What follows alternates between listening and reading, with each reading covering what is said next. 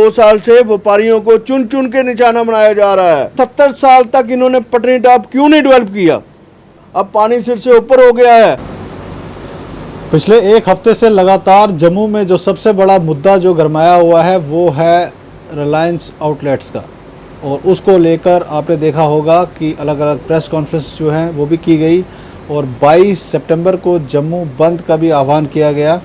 और आने वाले वक्त में जो रिलायंस के आउटलेट्स हैं कितना असर करेंगे बिज़नेस कम्युनिटी पे, आज उसी पे बात होगी। और हमारे साथ है ट्रेडर्स फेडरेशन के प्रेसिडेंट वेयर हाउस के दीपक गुप्ता जी, इनसे ही जानेंगे।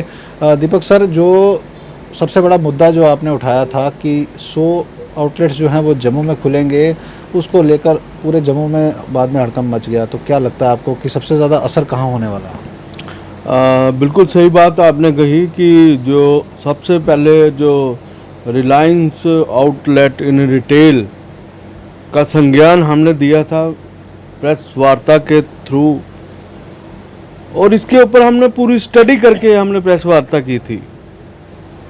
देखो, मैं समझता हूँ कितना अनफॉर्चुनेट है कि रिलायंस जियो मार्ट इन रिटेल सेक्टर में आ रहा है और पूरे जम्मू कश्मीर यूटी में 100 से ज़्यादा मार्ट खुलने वाले हैं, लेकिन एक भी एडवर्टाइजमेंट नहीं है। क्यों? ये चोरी छुपे लाइसेंस देने के जो काम किया जा रहा है, चोरी छुपे दिया जा रहा है। मैं ईमानदारी से कह रहा हूँ, ये जम्मू के बिजनेस को पूरा तरह तबाह करने का है, और ख़ासकर इसका इफेक्ट जो है वो रिटेलिंग सेक्टर को देखने को मिलेगा। मैं आपके मीडिया के माध्यम से अवेयर करना चाहता हूँ अपनी रिटेलिंग बॉडी को और छोटी छोटी गली मोहल्ले की दुकानों को, जिसका हमने संज्ञान लिया है। और ये जो रिटेल आउटलेट हैं आपके जो ये खुलेंगे, ये डायरेक्ट परचेजिंग करेंगे, और हम जो माल जो परचेजिंग करते हैं वो डिस्ट्रीब्यूटर के थ्रू करते हैं, और इनकी परचेजिंग और हमारी परचेजिंग में अंतर होगा। और जो है मैं समझता हूँ ये सस्ता माल ज़रूर बेच सकते हैं। मैं नहीं कहता हूँ स्टार्टिंग में अपना सस्ता माल बेच सकते हैं, लेकिन मैं सरकार से पूछना चाहता हूँ, एक चीज़ बताइए कि जब आप बड़े बड़े टेंडर अपलोड करते हैं, मिसाल के तौर के ऊपर आपने एयरपोर्ट का टेंडर आपने निकाला है, बंदरगाहें खरीदने का टेंडर निकाला है, जहां आपने फ्लाईओवर बनाने का काम का टेंडर निकाला है, उस पे आप एक क्लास लगाते हो कि उसकी टर्नओवर जो है 500 करोड़ रुपया होनी चाहिए। उसको एक्सपीरियंस सर्टिफिकेट जो है साथ में लगाना चाहिए। उसमें छोटा व्यापारी जो है भाग नहीं ले सकता, क्योंकि उसकी टर्नओवर ही नहीं होती है, उसके पास एक्सपीरियंस नहीं होता है।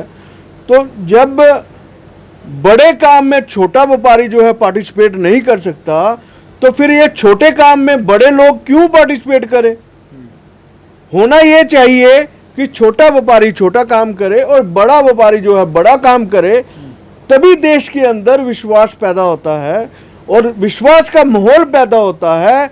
लेकिन हो क्या रहा है कि जिस तरह हमने पहले सुना था कि अंग्रेज जो है व्यापार के माध्यम से हिंदुस्तान में आए थे और बोले वाले भारत के लोगों को गुलाम बना के चले गए थे। अब क्या हो रहा है? अब इस युग में 2021 के युग में ये हो रहा है, और बड़ी मगरमच्छ जो है छोटी मछली को खा जाएगा। तो कांग्रेस पार्टी भी पिछले 5 साल से लगातार यही बोल रही थी कि ये अडानी और अंबानी की सरकार है, तो तब उनका मजाक बनाया जाता था। कहीं ना कहीं उसका असर मार्केट में दिख रहा है। देखो, ऐसा है कि मैं अपोजिशन की बात नहीं करूंगा। मैं इलेक्टेड हुआ हूं व्यापारियों की हक के लिए, व्यापारियों के हित की रक्षा के लिए। मैं उनकी बात, जब भी उनके ऊपर मुसीबत आएगी, व्यापारी वर्ग जो है हमेशा उनका साथ खड़ा होगा। और अब जो प्रॉब्लम्स क्रिएट हो रही है, अब मैं 10 साल पहले का उदाहरण देता हूं कि जब इधर बेस्ट प्राइस खुला गया और उस समय पॉपुलर गवर्नमेंट जो भी थी, उन्होंने खाली जम्मू के खोला गया, कश्मीर में नहीं खोला।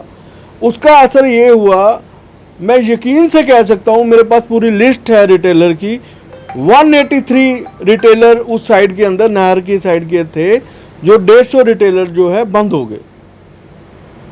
आप बताओ, एक अगर इंस्टीट्यूशन अगर खुलने से, ये तो पूरा सर्वे का रिपोर्ट है, टाइम्स ऑफ इंडिया की रिपोर्ट है कि जहाँ भी ये इंस्टीट्यूशन आते हैं वहाँ के एरिया के जितने भी छोटे छोटे दुकानदार हैं वो ख़त्म हो जाते हैं।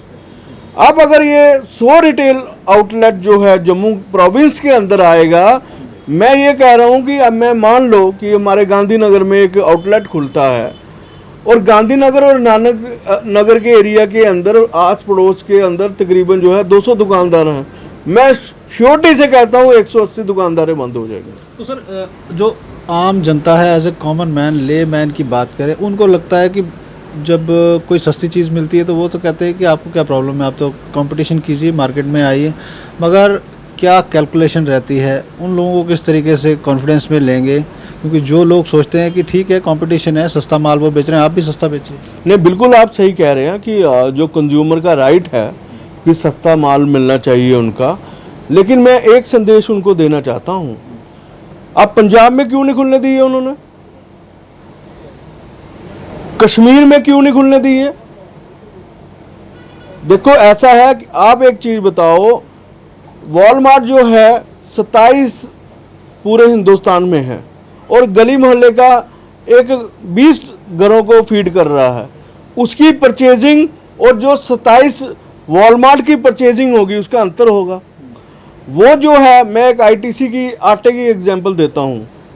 आप सब आउटलेट पे चले जाइए, आटा आशीर्वाद जो है 35 रुपीज़ किलो मिलेगा, लेकिन वॉलमार्ट में 33 रुपये मिल रहा है।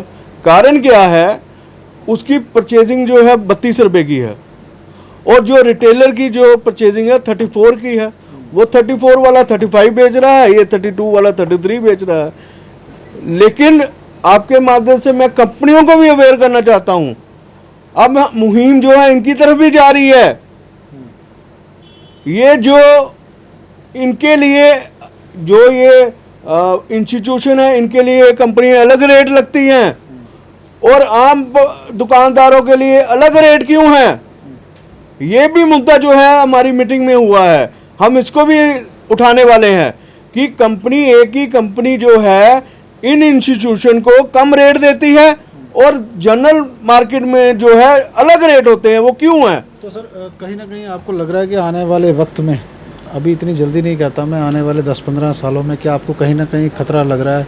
जिस तरीके से वेयर हाउस की मंडी है, कनक मंडी है, इन मंडियों पे भी कहीं कब्जा ना हो जाए बड़े बड़े लोग? नहीं, मैं ऐसा कहूँगा कि जो इस समय जो बात करूँगा, मैं जम्मू प्रोविंस के 50,000 जो छोटे छोटे रिटेलर हैं, मैं उनकी बात कर रहा हूँ। ये मैं कड़ा, हमने पूरा इसका पूरा ध्यानपूर्वक पढ़ा है और बड़ा अच्छे तरीके से पढ़ा है। हमें चिंता इस समय 50,000 रिटेलर की है, जिनके पास आगे जो है 5 लाख परिवार जुड़े हुए हैं, उनकी चिंता है इस समय। मैं सच कह रहा हूं और आप देखना, और जो ये आंदोलन जो होगा उसमें आम पब्लिक ज़रूर जुड़ेगी, क्योंकि सब जानते हैं रिलायंस जो है बड़े बड़े काम हैं उनके। आप बताओ, जब रिलायंस जियो मोबाइल आया, जब उनके कनेक्शन आए, तो एयरटेल कंपनी कहाँ चले गई? खत्म कर दिया सारा। यही कारण है, हम कहते हैं कि वो जो स्टार्टिंग में अपना लोभ दिया, उन्होंने सबको फ्री दिया, सबको ये दिया, लेकिन अब जो है, जब उनको आपने कंपटीशन को आपने हटा दिया, अब जो है वो अपनी मनमानी कर रहे हैं, चार्जेस भी ले रहे हैं, इंटरनेट का पैसा भी ले रहे हैं।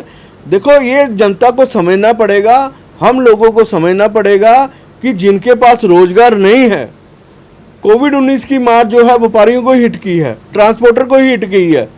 अब जो दुकानदार है, मेरा छोटा छोटा दुकानदार है, मैं उसको कैसे बचा सकूं? हमने उस तरफ भी देखना है। जनरल पब्लिक का इंटरेस्ट ये नहीं होता है कि हमें सस्ता माल मिल रहा है, हम उस तरफ जाना है। हमारे अंदर देशभक्ति है। तो इसके साथ साथ मैं जानना चाहूँगा, जिस तरीके से धारा 370 जब यहाँ से हटाई गई थी, तो कश्मीर के लोग इस बात से आपके साथ सहमत नहीं थे। आप लोग जो थे काफ़ी ज़्यादा इंथुजियाज़म में थे उस समय भी, और वो लोग कह रहे थे कि हिट अगर कोई होगा तो वो जम्मू के लोग होंगे। और आपने अभी देखा 2-3 एग्जांपल आपके सामने है। जम्मू को एक लेबॉर्ट्री बना के रख दिया है, तो क्या लगता है आपको कि असर कितना ज़्यादा हो रहा है? बड़ा अच्छा आपने पूछा कि आजकल मैं देखता हूँ कि हम जब भी प्रोटेस्ट करते हैं, जहाँ अपनी बात रखने की कोशिश करते हैं, तो मैं कमेंट पढ़ता हूँ तो उसमें कहते हैं कि आपने ढोल बजाए थे, ढोल बजाए थे। बिल्कुल बजाए थे, हम आज भी ढोल बजा रहे हैं। कारण क्या है, जब 35A थी, मेरी बहनों के जब शादी बाहर हो जाती थी तो उनके राइट जो है ख़त्म हो जाते थे। वो अपने ज़मीनों के राइट जो जम्मू के अंदर या कश्मीर के अंदर उनके राइट जो है ख़त्म हो जाते थे। लेकिन 35A टूटने के बाद जो मेरी बहनों की शादी बाहर हो जाती है, वो आज भी ज़मीन जो है जम्मू कश्मीर में खींच सकते हैं 35A। और 370 क्यों तोड़ने का हमने स्वागत किया? इसलिए स्वागत किया, आप 70 साल से पहले चले जाइए। 70 साल तक जो है जम्मू को इग्नोर करके रखा दो परिवारों ने। आप देखो, जितनी भी एम्प्लॉयमेंट आती थी वो 85% कश्मीर में चले जाती थी और जम्मू को 10% उसका शेयर मिलता था। जितनी भी सेंटर के तरफ से डेवलपमेंट के पैसे आते थे वो सारे कश्मीर की तरफ लगते थे और जम्मू की तरफ नहीं लगते थे। आप बताइए, माँ वैष्णो देवी का दरबार है, पूरे देश विदेश से लोग यहाँ आते हैं। आप बताइए 70 साल तक इन्होंने पटनीटॉप क्यों नहीं डेवलप किया? इसलिए डेवलप नहीं किया ताकि लोग जो माँ वैष्णो देवी के दर्शन करने आएंगे वो कश्मीर चले जाएंगे, ना कि पटनीटॉप नहीं जाएं, वो कश्मीर की तरफ उनका रुख हो। और जितनी भी डेवलपमेंट जो रही कश्मीर की तरफ रही, जम्मू में डेवलपमेंट नहीं हुई। तो अभी भी तो वही हो रहा है। लेकिन अनफॉर्चुनेट, मैं अभी आपकी बात में आ रहा हूँ, बड़ा अनफॉर्चुनेट है कि हमने जिस तरह से हमने ये सोचा था कि 370 के बाद बड़े बड़े हॉस्पिटल यहाँ आएंगे, बड़ा बड़ा एजुकेशन सेक्टर हमारा यहाँ आएगा, हमें लोगों को बाहर इलाज कराने नहीं जाना पड़ेगा, मेरे बच्चों को बाहर पढ़ाई करने के लिए नहीं जाना पड़ेगा। और जो हमारी एडमिनिस्ट्रेशन है उन्होंने कोई भी DPR तैयार नहीं की टूरिज्म डिपार्टमेंट की। कोई इस तरह से मानसर लेक को डेवलप किया जाए, सूरीसर लेक को डेवलप किया जाए, पटनीटॉप को डेवलप किया जाए। हम अपनी गवर्नमेंट से अपने राइट मांगने के लिए हमेशा लड़ते रहेंगे और आज भी लड़े रहेंगे। अगर हमारी गवर्नमेंट जो है गलत काम करेगी, अगर रिलायंस सेक्टर 100 आएंगे, व्यापारी वर्ग जो है उसका पूरा विरोध करेगा, चाहे जो भी गवर्नमेंट हो, या BJP की हो, या कांग्रेस की हो, या NC की हो, या PDP की हो, हर एक को राइट है। अगर अपनी चुनी हुई गवर्नमेंट को अगर वो गलत कर रही है, उनका राइट बनता है। और हम जो है अपनी चुनी हुई गवर्नमेंट को, जो भी, अगर आज तो लेफ्टिनेंट गवर्नर है, रूल है हमारे इधर, हम उनसे भी अपील करेंगे, श्री लेफ्टिनेंट गवर्नर मनोज सिन्हा से भी अपील करेंगे, सर जो जम्मू के व्यापार को बचाइए, जम्मू को उजाड़िए नहीं। पहले ही हमारे इधर जो है 2 साल से व्यापारियों को चुन चुन के निशाना बनाया जा रहा है। पहले माइनिंग को, फिर ईंट भट्ठे के कारोबार को, फिर वाइन ट्रेडर को, फिर अब बार एंड रेस्टोरेंट को, अब रिलायंस के 100 स्टोर, वो भी जम्मू में। ये व्यापारी वर्ग कभी बर्दाश्त नहीं करेगा। अब पानी सिर से ऊपर हो गया है। तो सर लास्ट अब मेरा क्वेश्चन आपसे रहेगा कि 22 सितंबर को कॉल दी गई है चैम्बर ऑफ कॉमर्स की तरफ से। उनका कहना है कि जिस तरीके का डिस्क्रिमिनेशन हो रहा है वो अब बर्दाश्त नहीं किया जाएगा, और आप लोग भी उनका सहयोग दे रहे हैं। तो क्या लग रहा है आपको कि किस तरीके की हड़ताल होगी और आने वाले वक्त में आप लोग फाइट किस तरीके से करेंगे इसी? बिल्कुल, मैं समझता हूँ जो देखो विषय जो है, ट्रेडर फेडरेशन ने प्रेस वार्ता के थ्रू आप सबको, मीडिया को जगाने की कोशिश की थी, रिटेलर को और जनरल पब्लिक को। आज जो है मैं समझता हूँ रिलायंस जियो का मुद्दा जो है इतना तेज गति से फैला है जितना कोरोना भी इतना तेज गति से नहीं फैला। और मुझे खुशी है आज महबूबा मुफ्ती भी इसका संज्ञान ले रही है और उन्होंने भी इसका विरोध किया है। और आपके माध्यम से हाल पॉलिटिकल पार्टी से कहूँगा कि इलेक्शन अब आने वाले हैं, थोड़ा अपना ध्यान जो है इस तरफ जम्मू की जनता की ओर लाइए, नहीं तो मुश्किल हो जाएगा। और व्यापारी वर्ग हमेशा इकट्ठा रहेगा। और मैं चैम्बर ऑफ कॉमर्स इंडस्ट्री का भी धन्यवाद देता हूं, उन्होंने हमारे जो मुद्दा है वो आप बढ़ाने की कोशिश की है। और मेरी बार वालों से भी बात हुई है, वो भी तैयार हैं, हर एक नागरिक जो है तैयार है। देखो, सस्ता लेना कंज्यूमर का काम है और हम अपने रिटेलर भाइयों से भी कहेंगे, अगर ऐसी बात लगती है आप भी नो प्रॉफिट नो लॉस पे काम करिए।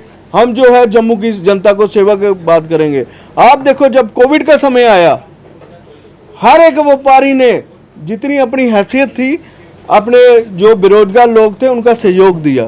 क्या ऐसे इंस्टीट्यूशन ने जम्मू के जब आपदा की स्थिति थी, किसी ने कोई काम किया? किसी ने कुछ इनके लिए किया? नहीं किया। ये खाली प्रॉफिट अर्निंग मेकिंग मशीन है। ये कमाने के लिए आते हैं और चले जाते हैं। और हम व्यापारी जो है आपदा की घड़ी में जम्मू के लोगों के साथ हैं और रहेंगे। लेकिन अगर ये हमारे ऊपर गलत होगा हम बर्दाश्त नहीं करेंगे। अगर हमें अनशन भी करना पड़ेगा हम वो भी तैयार हैं। बहुत शुक्रिया। तो ये थे दीपक गुप्ता। इनका कहना है कि जिस तरीके से रिलायंस के आउटलेट्स जो है जम्मू में खुल रहे हैं उसको लेकर व्यापारी वर्ग काफ़ी खफा है और 22 सितंबर को इन्होंने हड़ताल भी रखी है। इनका कहना है कि आने वाला वक्त जो है वो कठिन है, इलेक्शंस भी सर पे हैं और पॉलिटिकल पार्टीज़ को भी इस पे संज्ञान लेना चाहिए, वरना लोग जो हैं उन्हें माफ़ नहीं करेंगे। आप जुड़े रहें NH1 न्यूज़ के साथ।